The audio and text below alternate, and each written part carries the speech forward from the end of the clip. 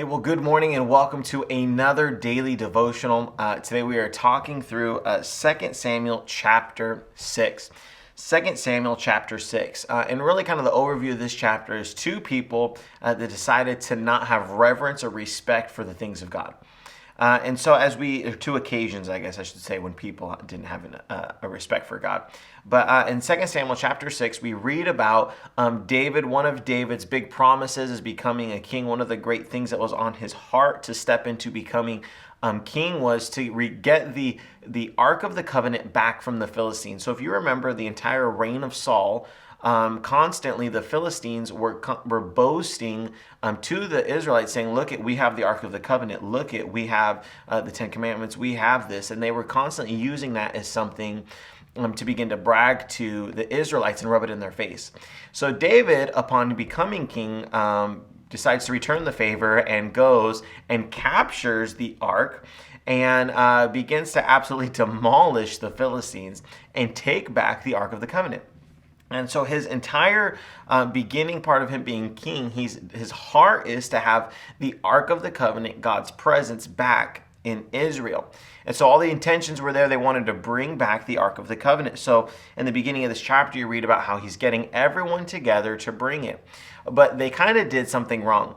The Ark of the Covenant is something to be respected, and it is something that is known as a holy thing. In the Old Testament, there were specific items that were considered holy in the temple. There was different ornaments, the way that God had them prepare it, that it was very specific as to how they handled certain specific holy things in the Old Testament, especially pertaining to the temple.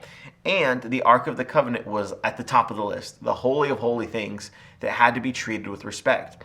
So in the book of Numbers, God actually set aside a group of people that their sole responsibility was to carry the holy things of God upon their shoulders. The priests were to carry these things upon their shoulders everywhere they went. It was something that God had ordained. I don't know why God wanted them to do that. There's probably a really deep reason, and when we get to heaven, God will let us know. But as of this point, I just know that that's what God wanted to do. So that's what God wanted them to do, and as an act of obedience, they should have done that.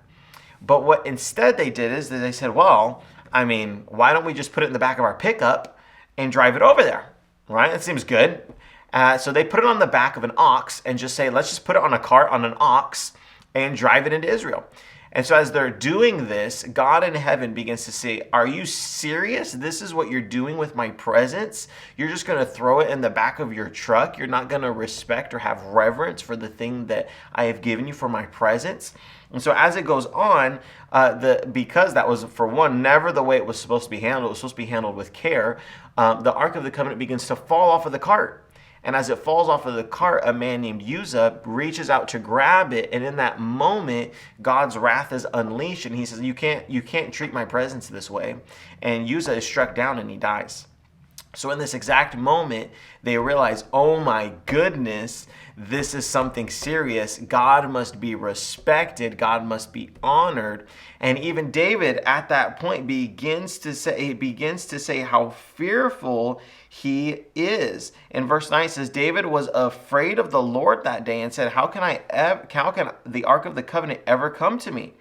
And it says he was not willing to take the Ark of the Lord with him into the city of David. Instead, he takes it into another city.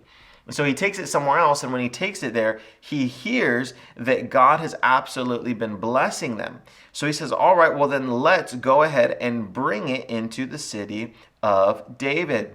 So as he which is Israel. So as he begins to bring Jerusalem, as he begins to bring the Ark of the Covenant into the city of David, as he's bringing it in, he begins to realize how amazingly special this moment is. So he does all of these different things during it, and one of them is he puts on his ephod and he just begins to dance in the presence of God. That he has so much in his heart that is burning for God that he's so excited he begins to dance in the presence of the Lord. And so as he's doing that, he's dancing and he's so excited and all these things. And then his wife sees him doing all of these things from their home. Then he comes home and his wife, who, if you remember, putting the pieces back together, his wife is actually the previous king's daughter, because when David killed Goliath, he married Saul's daughter.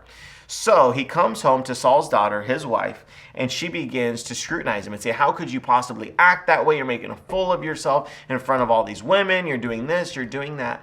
And he begins to tell her, I was doing this for the Lord. I was just in awe. I was having reverence for the Lord, and I was worshiping God. The complete opposite of what happened at the beginning. In the beginning, they had a lack of respect for the things of God. And now here at the end, now David's wife begins to have a lack of respect for worship. She begins to say, you can't worship that way. You can't do that. And David begins to say, hey, I'm the one that God has brought this. No one from your family. He even brings in the in-laws argument into this. No one from your dad's family was chosen to be king. I was chosen to be king, honey. He literally says this to his wife. You should read it. It's crazy. And so he says this to her. And at that moment, God then speaks into her life and says, you will no longer have children. And so for the rest of her life, she does not have any children. And so it's like, oh my goodness, how crazy is that? That on one sense, there was a lack of respect for the Ark of the Covenant. And on the other end, there was a lack of respect for worship. And so in our lives, we must always remember, okay, I'm going to have a reverential relationship with God. I'm going to respect the things of God.